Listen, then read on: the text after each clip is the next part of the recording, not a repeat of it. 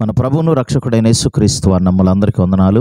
మరి ఒక ఉదయకాలాన్ని దేవుడు మనకిచ్చాడు. ప్రియమైన దేవుని బిడ్డలారా, ప్రతి ఉదయకాలమున దేవుని వాక్యములను మనం ధ్యానించుకుంటున్నాం. నిజంగా గొప్ప భాగ్యం.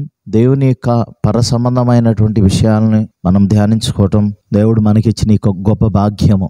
ఆత్మ సంబంధమైన మనుషులకే ఆత్మీయ సంబంధమైన లేక పర సంబంధమైన విషయాలు అర్థమవుతాయి. శరీర సంబంధమైన మనుషులకు ఆత్మీయ విషయాలు అర్థం కావు. వారు అర్థం కాకపోగా అపార్థం చేసుకుంటారు, విమర్శిస్తారు. కానీ ప్రియమైన దేవుని బిడ్డలారా, వాక్యం విన్న వెంటనే ఆ వాక్యానికి లోబడే తత్వం మనలో ఉండాలి. దేవుడు కోరుకుంటున్నాడు. ప్రత్యేకంగా ఈ వారం నుండి మరి పరలోక రాజ్యం యొక్క ఉపమానములను మనము ధ్యానించుకుందాం. ప్రభువారు ఈ లోకానికి వచ్చినప్పుడు మనము గమనించినట్లయితే పరలోక రాజ్యం గురించి ఎక్కువ బోధించారు. మొట్టమొదట మనం గమనించినట్లయితే మార్కు సువార్త 1వ అధ్యాయం 15వ వచనములో చెప్తాడు, దేవుని రాజ్యము సమీపించి ఉన్నది, మారు మనసు పొంది స్వార్థ నమ్ముడని యేసు ప్రభువారు తన పరిచర్య ప్రారంభిస్తారు. మత్తయి సువార్త 5వ అధ్యాయంలో చూస్తే మొట్టమొదటి వచనము నుండి 5, 6, 7 అధ్యాయాలు ప్రియమైన దేవుని బిడ్డలారా, దేవుని రాజ్య విషయాలు, సరళమైన విషయాలు, ప్రజలకి అర్థమయ్యే రీతిలో చక్కని విషయాలు బోధిస్తారు. ఈ వారం నుండి మనము ప్రత్యేకంగా పర సంబంధమైనటువంటి విషయాలను, అనగా పరలోక రాజ్యములో ఏ విధంగా ఉంటుంది, పరలోక రాజ్యం అంటే ఏంటి అని యేసు ప్రభువారు ఉపమానాలతో బోధించారు. ప్రతి సామాన్యుడికి కూడా అర్థమయ్యేటట్లు ప్రభువారు మరి సృష్టిలో ఉన్నటువంటి పక్షులను కానీ, సముద్రాన్ని కానీ, లేకపోతే పంటలు కానీ, లేకపోతే ద్రాక్ష తోటలను కానీ, ప్రియమైన దేవుని బిడ్డలారా, ఇట్లా సృష్టిని చూపించి పరలోక రాజ్యాన్ని పోల్చినట్లు మనం చూస్తాం. 10 మంది కన్యకలు, బుద్ధి లేని కలిగిన బుద్ధి గల కన్యకలు, గోధుమలు, గురుగులు, ముత్యములు, అమూల్యమైన ముత్యము, చేపలను పోలిన వల, ఇట్లా చూసుకుంటా పోతే ప్రియమైన దేవుని బిడ్డలారా, విత్తనము విత్తువాడు, ఈ రీతిగా అనేక రకాలైనటువంటి విషయాలు మనం చూస్తాం. ఇంట్రడక్షన్ ఎక్కువ అవుతుంది కాబట్టి ప్రియమైన దేవుని బిడ్డలారా, నేను వాక్యంలోకి వెళ్ళిపోతున్నాను.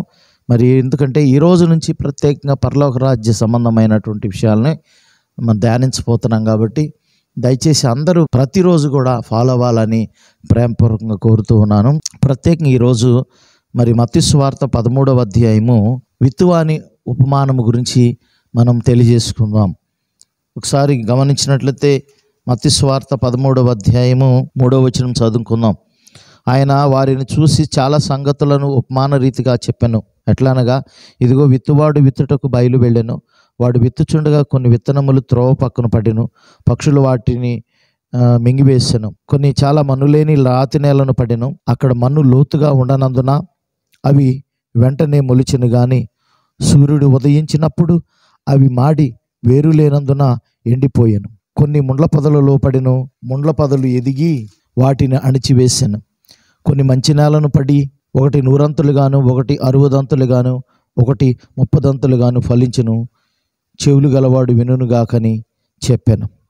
ప్రియమైన దేవుని బిడ్డలారా, ఇక్కడ మనం గమనించినట్లయితే యేసు ప్రభువారు పరలోక రాజ్య మర్మములు అంటే ఏంటంటే పరిశుద్ధమైనటువంటి సంగతులను విశదీకరించడమే మర్మములు అంటాం. యేసు ప్రభువారు ఈ మర్మాలని మరి ప్రజలకు అర్థమయ్యేటట్లు బోధించారు. ఇక్కడ మనం గమనించినట్టయితే ప్రియమైన దేవుని బిడ్డలారా, విత్తువాడు ఎవరై అంటే సేవకుడు, సంఘ కాపరి కావచ్చు, లేకపోతే ఇవాంజలిస్ట్ అనగా సువార్థికులు కావచ్చు, అపోస్తులు కావచ్చు, బోధకులు కావచ్చు, లేకపోతే వాక్యము మరి స్వార్థను ఎవరికైనా పర్సనల్ ఇవాంజలిజం కావచ్చు, ఏవైనా సరే వాక్యము విత్తేవారు ని మనము విత్తువాడు అని అంటాం. ప్రియమైన దేవుని బిడ్డలారా, ఏది విత్తుతున్నాడు? విత్తనం అంటే వాక్యము. ప్రియమైన దేవుని బిడ్డలారా, కాబట్టి ఎక్కడ విత్తుతున్నాడు అనగా ప్రియమైన దేవుని బిడ్డలారా, మనం చూసినట్టయితే పొలములోనే కదా విత్తనాలు వేసేది విత్తువాడు.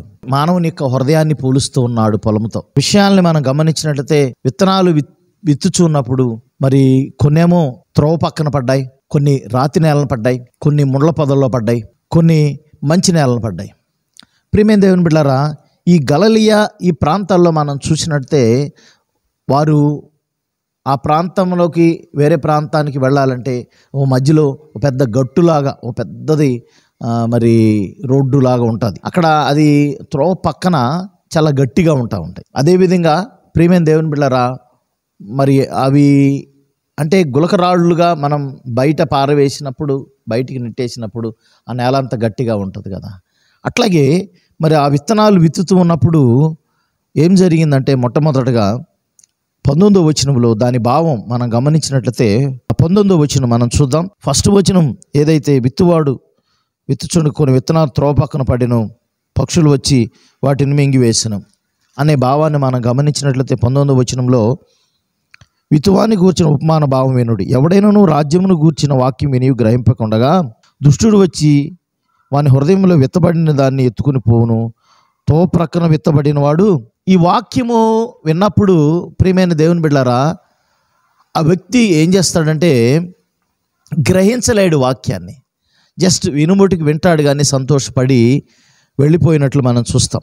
అతను ఏం చేయబడతాడంటే సైతాను చేత ప్రేరేపించబడి పర్వాలేదులే నేను నీతిమంతుడిగానే ఉన్నానులే అని తన స్వనీతిని స్థాపింపబూనుకుని స్వనీతితో ఆలోచిస్తాడు. కాబట్టి ఆ వాక్యాన్ని గ్రహించలేడు. స్వనీతికి ఆలోచించేవాడు నేనే నీతిమంతుడిని, నాకంటే గొప్పవాడు లేడని ఆలోచించేవారు ఏం చేస్తారంటే ఆ వాక్యాన్ని గ్రహించలేరు. ప్రియమైన దేవుని బిడ్డలారా, అలాంటప్పుడు ఏమైంది, సైతాను వారి హృదయంలో నుండి వాక్యాన్ని ఎత్తుకుపోతుంది. అనగా విత్తబడిన ఆ విత్తనాలను ఏ విధంగా పక్షులు వచ్చి తినిపోతాయో ఆ యొక్క దుష్టుడు ఆ వాక్యాన్ని ఎత్తుకుపోతాడు. రెండోది మనం గమనించినట్లయితే ప్రియమైన దేవుని బిడ్డలారా, త్రోవ పక్కన పడిన విత్తనాలు. రెండోది రాతి నేలను పడిన విత్తనాలు. 20వ వచనం, రాతి నేలను విత్తబడిన వాడు వాక్యం విని వెంటనే సంతోషంతో దాన్ని అంగీకరించేవాడు. అయితే అతనిలో వేరు లేనందున అతడు కొంతకాలం నిలుచును కానీ వాక్యము నిమిత్తము శ్రమైనను హింసైనను కలుగుగానే అభ్యంతరపడను. రెండో విషయాన్ని మనం గమనించినట్లయితే రాతి నేల పడిన విత్తనాలు. ఈ రాతి నేల పడిన విత్తనాలను ఎవరయ్యా అంటే ఒక వ్యక్తి వాక్యాన్ని వింటాడు, గ్రహిస్తాను, కానీ విడిచిపెట్టేస్తాడు. ఫస్ట్ వాడు ఏం చేశాడు, వింటాడు, గ్రహించడు. రెండో వాడు ఏం చేస్తున్నాడు, వింటాడు, గ్రహిస్తాడు, కానీ దాన్ని బట్టి నడుచుకోడు. మనం చూస్తాం చాలాసార్లు ఆచరణీయమైన వాక్యం ఉండదు.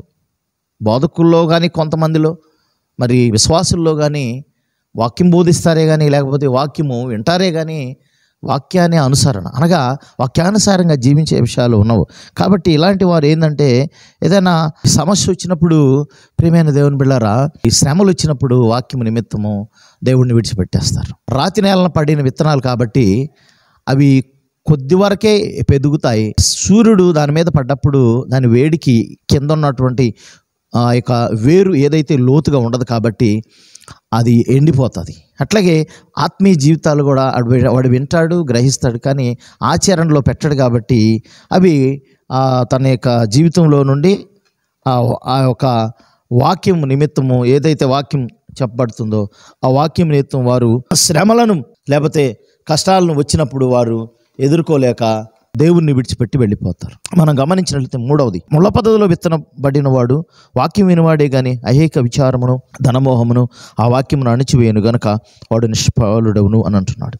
ఇక్కడ మూడవది ఏంటంటే ముళ్ళ పొదల్లో పడిన విత్తనాలు ఏమవుతాయి, ఆ ముళ్ళు పొదలు ఎదిగి అసలు మంచి విత్తనాలని ఆ మొక్కనే రానికుండా ఎదిగేస్తాయి.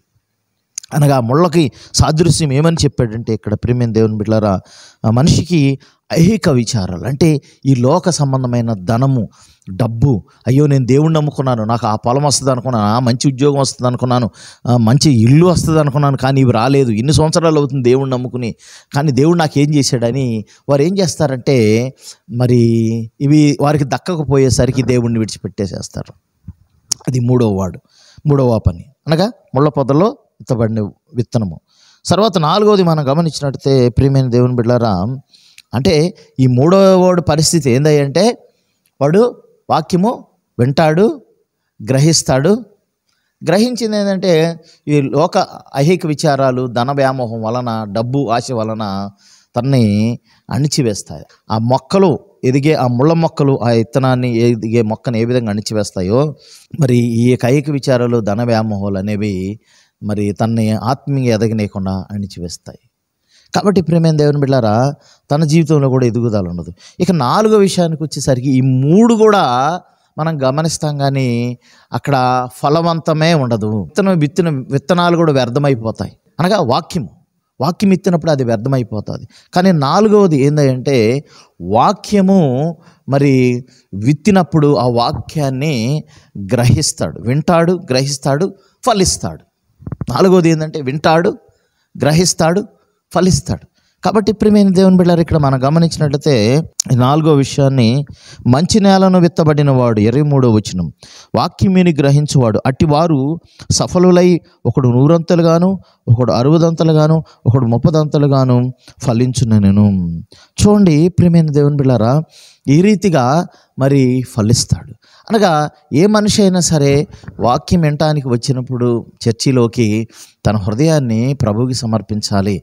ఏం మాట్లాడుతున్నాడు దేవుడు అని ఆలకించినట్లయితే ఆ హృదయం డైరెక్ట్గా తన హృదయంలోకి వెళ్ళిపోతుంది. తద్వారా గ్రహిస్తాడు దాన్ని, తద్వారా దాన్ని ఫలింపు చేసేటట్లు చేసుకుంటాడు. అనగా వాక్యం చెప్పింది చెప్పినట్లు వాక్యానుసారంగా జీవించడానికి ప్రయత్నం చేస్తాడు. వాక్యానుసారంగా ఎవరైతే జీవించడానికి ప్రయత్నం చేస్తారో జీవితంలో వారే ఫలిస్తారు. ఎలాంటి శ్రమలు వచ్చినా, ఎలాంటి కష్టాలు వచ్చినా, నిందలు వచ్చినా, ఎలాంటి డబ్బు ఆశ వచ్చినా, ఎలాంటి డబ్బు ప్రేరేపణ ఎవరు కల్పించినా, అధికార ప్రేరేపణ ఎవరు కల్పించినా వాటన్నిటికీ ప్రలోభపడ్డాడు అతను. ఎందుకంటే తను దేవుడి మీద ఆశ పెట్టుకున్నాడు, దేవుని వాక్యం మీద ఆశ పెట్టుకున్నాడు. కాబట్టి వాడు బహుగా ఫలిస్తాడు, అనేక మందికి ఆశీర్వాదకరంగా ఉంటాడు. ఆ రీతిగా మనం కూడా ఉండాలని దేవుడు కోరుకుంటున్నాడు. కాబట్టి ప్రియమైన దేవుని బిడ్డలారా, ఆ రీతిగా పరలోకంలో మనం ఇక్కడ భూమి మీద మనం ఫలించినప్పుడు పరలోకంలో ప్రభుతో కూడా ఉంటాం. అట్టి భాగ్యాన్ని మనం పొందుకుంటాం. దేవుడి పరిశుద్ధ వాక్యం దీవించును గాక. ఆమెను ప్రార్థన చేసుకుందాం. మమ్మల్ని మిక్కిలిగా ప్రేమించిన ప్రియ పరలోకపు తండ్రి, వాక్యం ద్వారా అనేక విషయాలు మాతో మీరు మాట్లాడినాడు. పరలోక రాజ్య విషయములను ఉపమాన రూపంలో మీరు చెప్పారయ్యా. నిజంగా మాకు ఎంత అర్థమవుతుంది. నిజంగా ప్రభు మాకు అర్థమయ్యే రీతిలో సరళమైన భాషలో మీరు బోధించినారు. వందనాలు చెల్లిస్తున్నాం. ఆ రీతిగా ఇంకా పరలోక రాజ్యానికి మాతో పాటు మా ప్రియులు, మా తోటివారు, వారందరిని కూడా సిద్ధపాటు చేసి మీ రాజ్య వారసులుగా చేయటానికి ఈ సరళమైన బోధలు బోధించి తద్వారా అది అనుసరణీయముగా వాక్యానుసారమైన జీవితముగా ఫలించేవారుగా చేయుటకు కృప చూపించమని మా ప్రియులు కూడా ఆ రీతిగా ప్రతి వారిని బలపరచమని యేసు పరిశుద్ధ నామమున అడిగి వేడుకుని ప్రార్థన చేస్తున్నాం తండ్రి.